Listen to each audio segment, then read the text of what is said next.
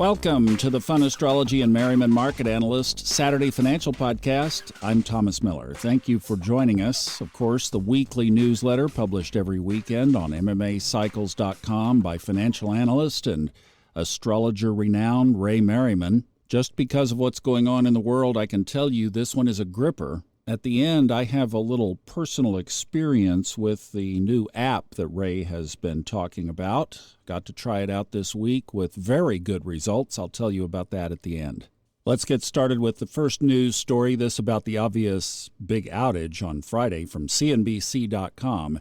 It said financial services and doctors' offices were disrupted on Friday, among much else, while TV broadcasters went offline as businesses worldwide grappled with an ongoing major IT outage. Air travel has been particularly hit, with planes grounded, services delayed, and airports issuing advice to passengers. Cybersecurity giant CrowdStrike experienced a major disruption following an issue with its latest tech update. Also, from CNBC on Friday, gold prices were down more than 2% on Friday, putting the precious metal on track for its biggest one-day loss since June 7th, when it shed 2.8%.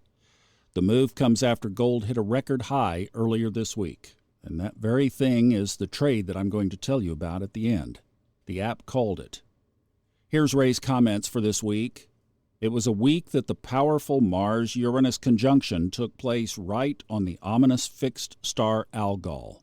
It did not disappoint in terms of the ferocity of disruptions anticipated in the political and economic arenas.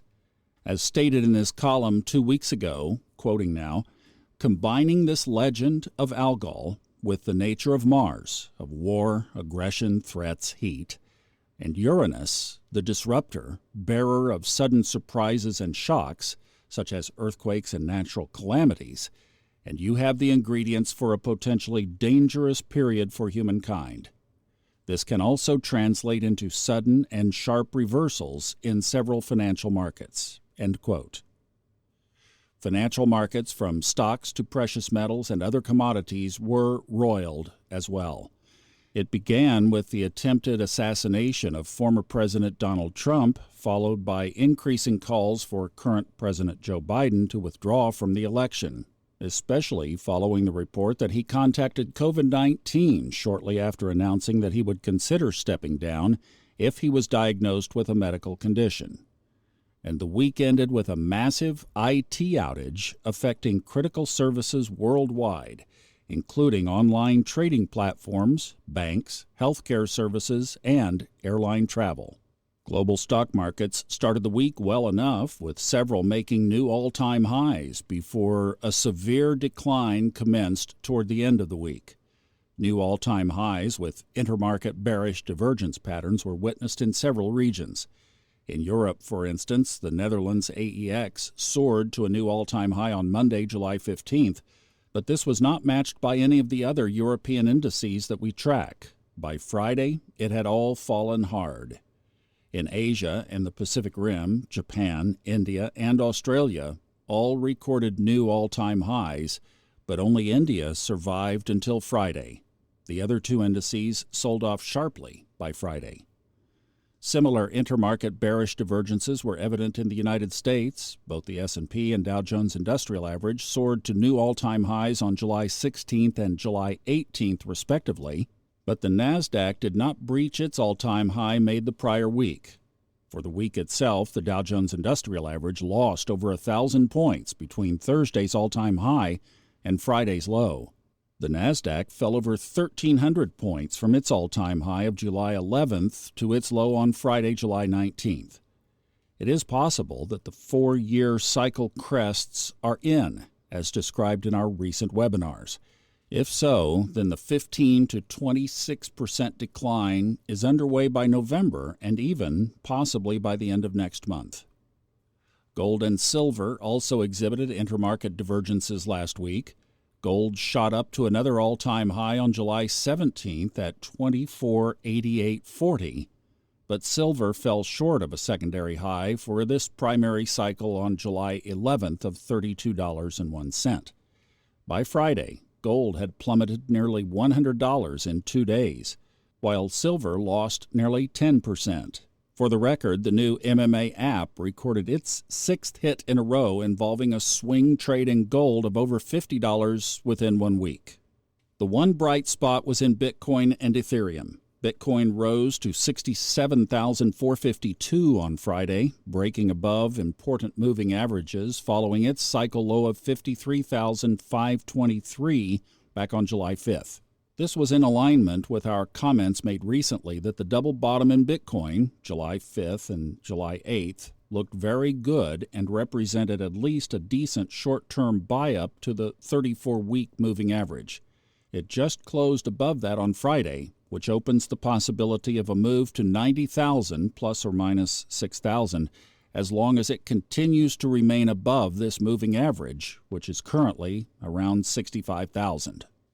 That wraps up the review for this week. Now let's take on the short-term geocosmics. This is where it gets interesting. First of all, an article from The Economist on Thursday. It's entitled, "Where Would Donald Trump and J.D. Vance Take America?" Quoting, "On Ukraine, Mr. Vance has gone further than Mr. Trump, saying that he does not care which side wins, to the alarm of European allies. Recently, he has backed away from this. The most hopeful interpretation is that Mr. Trump realizes that allowing Vladimir Putin to rampage across Ukraine would make him look weak in the same way that Mr. Biden looked weak after pulling out of Afghanistan. And more than anything, Mr. Trump hates looking weak." End quote. This is a quote also on Thursday from Charles Gav from gavcall.com. If you'd like to look it up, it's GAVEKAL.com. He says, "If the next president tries to maintain the imperial privilege of the U.S. dollar, the U.S. economy will shrink to the point where it will resemble the British economy of 1945, when economic weakness forced the UK to give up its empire. The same will happen to the United States. The choice is between U.S. imperial privilege and the U.S. economy. The solution will be for the new administration to emulate Theodore Roosevelt and go after the Magnificent Seven and their like and break them up. And if these behemoths are broken up into dozens of smaller companies, the U.S. dollar will abruptly depreciate and the U.S. current account will improve. This will create the conditions necessary for the rebirth of U.S. industry and the revitalization of the U.S. economy." And that article is entitled "Trump and the Dollar." Now, Ray's comments. "The sudden, severe reversal in global stock indices, as well as several commodities, concurrent with the last two MMA geocosmic critical reversal dates, does not bode well at the moment, given that long-term cycles are due.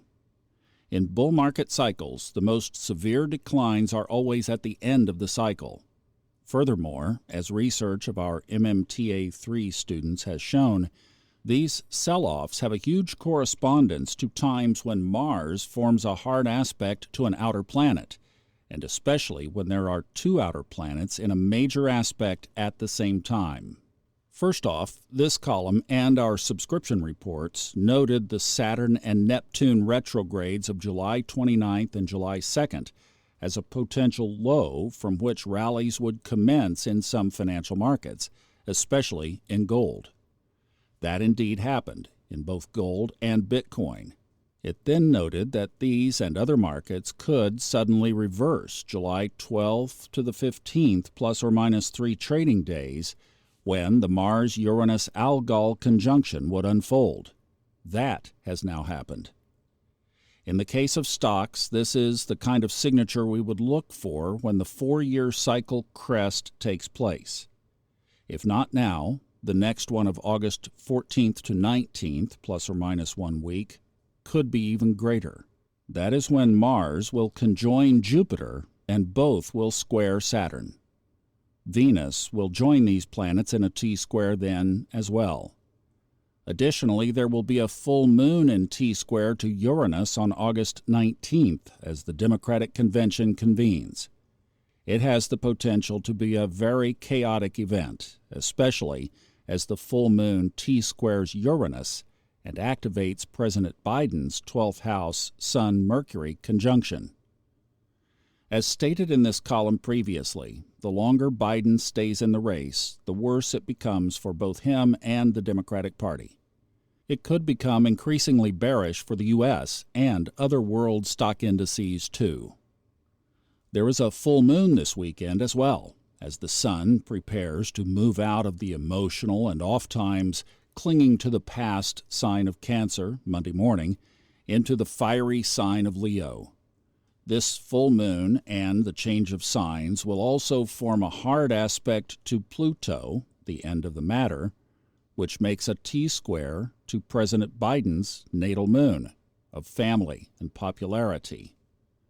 Once again, the longer he resists, the harder it becomes for him, his family, and his party.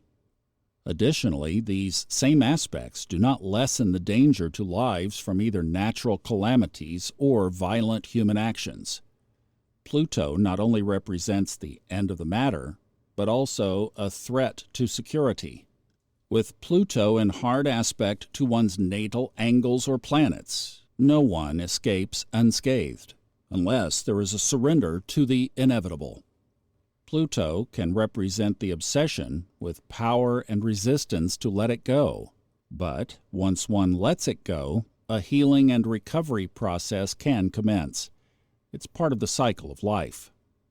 This is a deeply disturbing but insightful period humanity is going through, via the message from the arrangement of the cosmos. It has the potential to change behaviors. In fact, it requires a change of behavior or activity, lest those behaviors become more and more destructive. Yet, in the end, destruction can never outlast creation. Creativity is infinite. Destruction is finite, always with a beginning and an end. Markets may fall, and they may fall hard, causing much fear and panic. But they do recover once the fears are exhausted. Smart money will find opportunities when fear is at a peak. Such an opportunity may be developing now and over the next month. That concludes this week's newsletter, but I would like to tack on this little personal story of what happened this week. The first announcement, if you go to the newsletter itself at MMAcycles.com, is about this new MMA solar lunar forecasting app for the iPhone. Now, it's not available for the Android. From now until July 23rd is an introductory offer. It's $19.99 a month, and then it jumps after that. You can read all about this in the physical newsletter at MMAcycles.com. But I wanted to let you know that I tested this week and caught that 50-point move in gold. I bought one out-of-the-money put option, just testing it out. When I woke up this morning and the market opened, it was up over $500. Now, that's my personal experience. Your results may vary, and this is not financial advice. But I am excited to continue to keep using this, and I will continue to report in. It gives you basically focusing on 4 planets when these reversal dates are likely. This is appropriate for only shorter-term traders, and I would say those who have some experience in the market. There are instructions in the app, but it is a self-learning, nobody's going to hold your hand kind of thing through this. You have to learn, you have to know what you're doing. Obviously, I am excited about it and looking forward, and not going to jump in too far, too fast, but we'll give you reports about it in the future. It works on 3 markets, the Dow Jones Industrial Average, gold, and silver.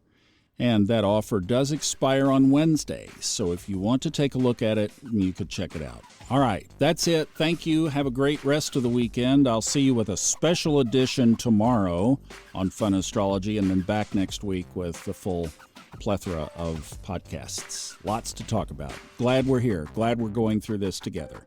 And thanks, Ray, for another good newsletter. We'll see you guys. Have a good one. Bye-bye.